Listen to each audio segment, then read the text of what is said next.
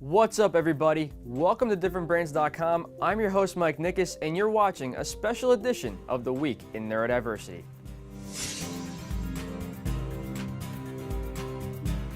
Today, to celebrate the end of 2016, we'll be covering our top 10 stories of the past year.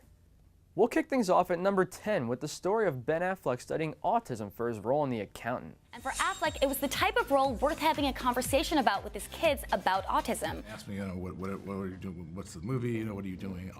They're curious, and I explained to them that it was about somebody who was autistic, and there's a kid in one of my children's classes who's on the spectrum, so they knew they were a little bit familiar with it, and it gave me a good opportunity to enter in this conversation, which I otherwise wouldn't have had, just the opportunity to have and talk about how, all of us are very different. Some of us see the world in really different ways, and this condition that makes you different but can also make you special, and that can be really cool as well. And at number 9, a student out of a magnet high school in Louisiana says he uses the power of Asperger's to become an award-winning screenwriter. Cameron Martin, a local playwright, recently had his screenplay, Possessing Eden, declared Best Unproduced Screenplay in the renowned Hoboken International Film Festival. The 25-year-old's success stemmed in part from an unusual source. Martin was diagnosed at age 11 with Asperger's, a syndrome on the autism spectrum. Once you figure out kind of how your child thinks, they're going to be unstoppable. At number 8, a boy with Down syndrome was surprised by his military father returning from overseas. Technical Sergeant John Grayton stood behind his son, waiting for precisely the right moment to make his presence known. And then, like a good military man, can I sit here? He found his opening. Dad?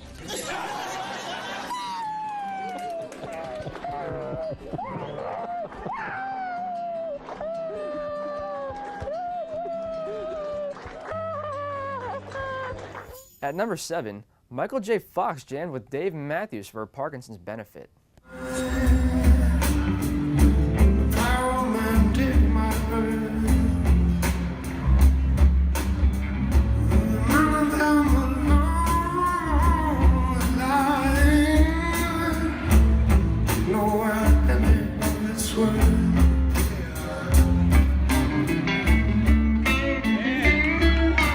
At number 6, Sam and Mattie are two best friends with Down syndrome who created their own zombie movie.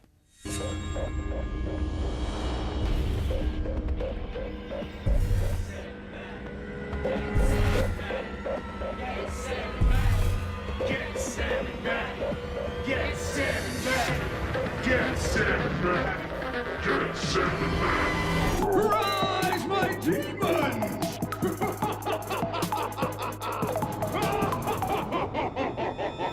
At number 5, brain implants are used to help paralyzed monkeys walk.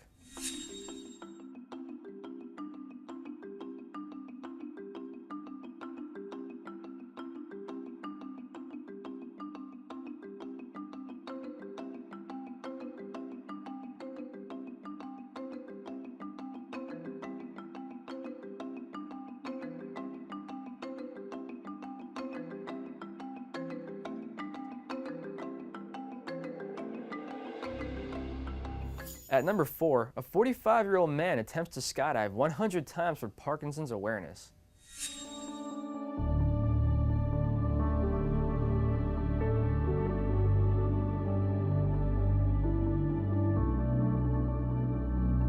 My father's been courageously battling Parkinson's for 17 years now. I'm paralyzed in my left arm, and I'm an adaptive skydiver. I use one arm to skydive. I hope I can inspire others, whether they're adaptive athletes or not, to make a difference and change the world and improve the world. At number 3, Michael Jordan made the dreams of a fan with autism come true. I was just making sure you got all your gifts. I sent you a bunch of stuff so that you don't have to wear the same outfit. You can wear anything you want to wear to go out and play basketball now. Yeah, that sounds exciting. There were sneakers, t-shirts, shorts, sweats, the list goes on, and a big smile on Jeffrey's face as he opened it all with family and friends watching. And on top of the boxes was an envelope with a letter from his airness. Continue to believe in yourself, play hard, and always remember to enjoy the game.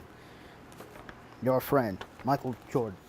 At number 2, Mikey Branningan is the first person with autism to win the gold at the Paralympics.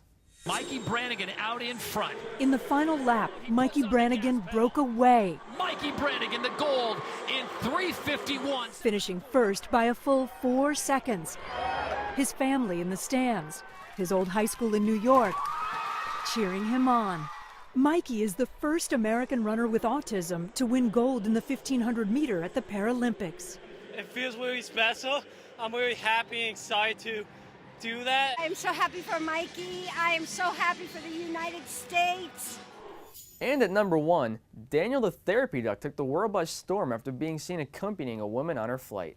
He can tell when I'm about to have a PTSD moment. He goes with me everywhere in the car. The PTSD is a result of a bad accident caused by a driver who was on their phone when they should have been looking at the road. The Indian runner duck even migrates with her on airplanes, giving Carla the confidence to step out of her comfort zone. Without Daniel, I would stay home for the rest of my life.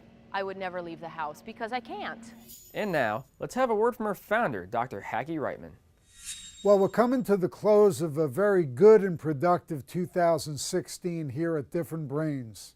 We're so lucky we've been able to reach a lot of people, tell a lot of stories, make a lot of new connections, and introduce a lot of tools and resources for those of us whose brains are a little bit different.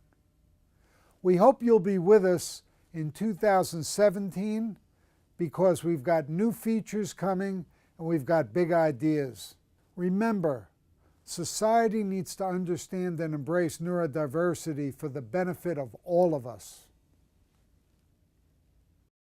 We're going to close out with this viral video of a young girl with autism singing her rendition of Hallelujah.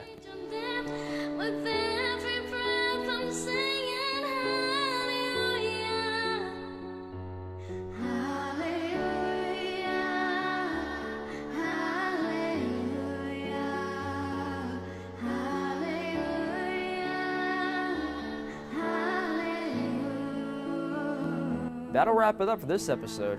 Which story caught your eye the most? Be sure to let us know in the comments and don't forget to subscribe. Thanks for watching, and remember, you keep advocating and we'll keep bringing the news.